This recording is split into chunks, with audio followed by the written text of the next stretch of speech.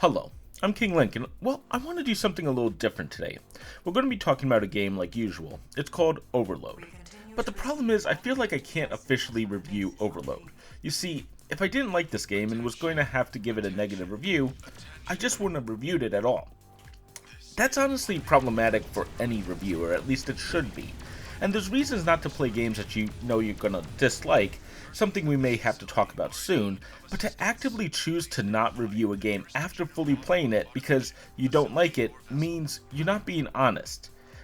The thing is, for me, I have connections to this game. The guys who made Overload are some of the guys who gave me my start in the game industry, and I highly respect every single one of them. Now, while I'm technically no longer part of the industry, another topic we'll approach soon, I did spend 12 wonderful years in the game industry, and these guys are the guys who gave me pretty much everything. That first job set me up for my entire career, gave me a part of my passion, and I mean, it's really the reason I moved to California, met my wife, and potentially even got married. It's all from that first job.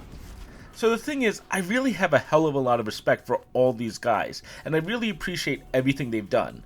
When Overload was kickstarted, I instantly backed it due to my history with everyone on board, and I literally know at least 3/4 of this team personally. And that is one hell of a disclosure, and yet, well, we're still going to be talking about it. So what's going on? Well, I'm not going to review this game officially, but I really enjoy Overload, and out of respect, or possibly obligation, I just want to talk about it. The thing is, just give me some time to tell you why I enjoyed this game, and you of course can make up your own mind if this sounds like a game you might like or not. Alright, with all of that out of the way, let's get started. Now, Overload here looks heavily inspired by Descent, and I mean, that should be obvious to anyone from what you can see already on the screen. And the fact is, it is. You see, the developers, the guys that I know, many of them helped create the original Descent. Even those who didn't worked on Free Space from my understanding, and the fact is, this isn't just an homage to that series. The company's name was Revival Productions, and I think that was chosen specifically because they wanted to revive Descent. Now, they didn't have rights to the name, but the game that they wanted to make was exactly the same. In a lot of ways, I think they nailed it. And I do see some areas where, well, admittedly I'm not fully sold, but let's start with the graphics. And I mean, this game is very good looking. The levels are well defined, the graphics are good, and what's interesting is that this game has problems that the graphics help solve. We have to get a little ahead of ourselves and talk about gameplay for this, but Overload, like Descent, has what is called 6 degrees of freedom. You'll see me going in all sorts of directions, and the player isn't limited in how they move in the world. They can move up, down, left and right, forward and backwards as they wish. But beyond that, you can just point your ship at any direction, or any combination of directions, and move in that direction. It's similar to a flight system, but unlike flight in space, this is actually moving through levels, which is a very different feel to it, as well as being able to stop and slide around. You know, there's really nothing else like these games, and really, by that I mean there's only about, I think, 8 games on Wikipedia that claim this. Now, 4 are versions of Descent, and the other 4 include Overload. But the fact is, there's probably a couple more out there, but this is something different, and man, it really feels unique, as you've seen on the screen, I hope. The reason, though, that I bring this up is that the levels would be impossible to navigate with the 6 degree of freedom system, since you can re-enter a room you just left, and it might look different because you've rotated your ship 90 degrees or are flying upside down, or anything similar to that. Now, the fact is, almost every room in Overload stands out and is unique, and it's noticeable when you re-enter a room that you've been in, not just from a lack of enemies or lack of objects, but also because there's a real nice design to almost every room. Very few rooms are flat or rectangular shape, and even those that are, they kind of stand out by looks and designs of the walls or the, pieces of the level. It's a really strange thing to talk about, but as you play through the game, the levels do a great job to help you find your way and reorient yourself as necessary. At the same time, the enemies and designs of these levels just keep you wanting to see more. I don't believe any level is reused, and even pieces are used very sparingly. I think mostly just like 90-degree turns through a short hallway or something like that. The only common piece to the levels is a location where you collect refugees, and that's useful to just identify what's special about that specific room. Otherwise, you're exploring new levels and new places all the time. Now, all the worlds in Overload are based on asteroid mines in outer space, and each one really stands out. These do feel large for a mine, like that a human's living on, but if we assume everyone has these ships that we're flying around ourselves, then maybe that would work. Still, the graphics though of this game and the enemies here really stand out quite a bit. Now, unfortunately, let's talk about the other piece that doesn't work as well, the story. Now, admittedly, I know people who have spent a lot of time on the story, discovering as much as they could, but the thing is, most of the story is delivered like this on the screen. Black screen, white text, while you're loading the next level. Yawn. I mean, there are good moments in this game, and actually there's a good piece of the story, but it's like when you get an audio log, and I'll try to show that next. The fact is, most of this game is spent exploring the levels or shooting enemies rather than trying to get that big narrative feeling, and it feels like they spent more time on that. Admittedly, probably in the right place. The narrative here, though, is interesting. I spent the time, I actually researched a bunch, I read other people's opinions, I actually followed a bunch of the chains and rewatched some of these videos, and the thing is, it's really good if you focus and you really study it, let's say. But you're getting drips of the story every hour because some levels do take that long, and it kind of stinks in that format. Now, there are important logs in the game that you can actually just miss, and the fact is, while I think the story is really good on paper when it's written out, in implementation, something just went wrong here. But I'll give you the quick version. Now, the game starts with this idea that there's this evil corporate guy, and he's starting secret projects all over the place, and he's just evil. Just call him a bad guy because I don't want to swear about him. But yeah, he's just a very one-dimensional at the beginning of the game. However, if you really follow the story, he's evolving into a more interesting character, but admittedly that happens a bit too late, indirectly, and the fact is, the audio logs help, but I only found at most 4 or 5 on a level, and again, hours spent playing in a level just to get like little information every maybe 15 minutes. It's either the black screen, white text, or audio playing in the middle of a gun battle so you can't hear it as well. Neither really works well in my opinion.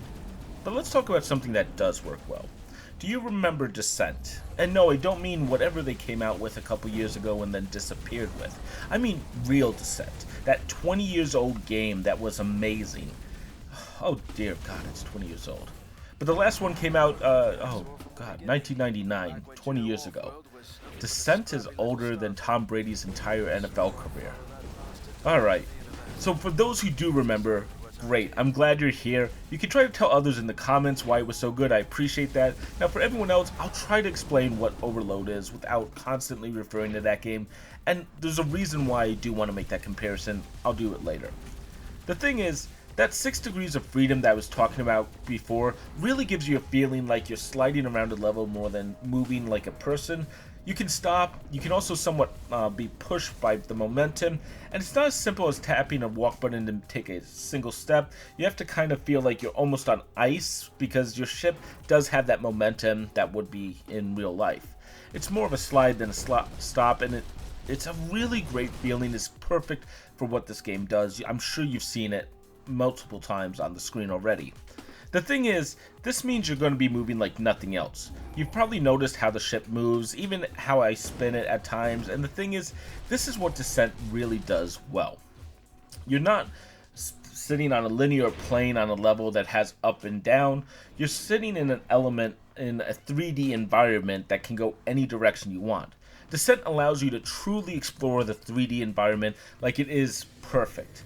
It's hard to really describe a single path in Descent, because words like up, down, left, and right don't really work because you can continually reorient yourself in an ever-changing level.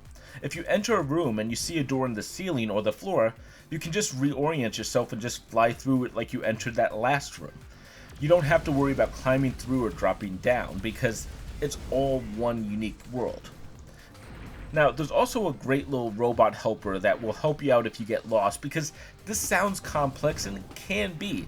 It'll guide you to the next objective, and that can be a really solid addition to the game. I actually used them a few times because Getting lost is part of what happens in this game, and while I try to avoid using him to let me explore more of the level, the fact is he's extremely useful, and I'm glad to see him as a part of the game, especially for how this game is oriented.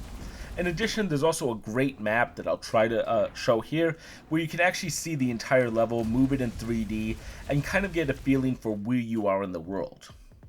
Of course, not everything in Descent is just about this motion, though it is a big piece that makes it stand out. Overload is a 6 Degrees of Freedom game, but it's also a shooter. And yes, we're going to have to shoot stuff and blow things up, and that's one of the things that really makes it fun. The story talks about how there are these robots, as you'll see on the screen. They're known as auto-ops in the game, but really, they're just other ships and robots just like you.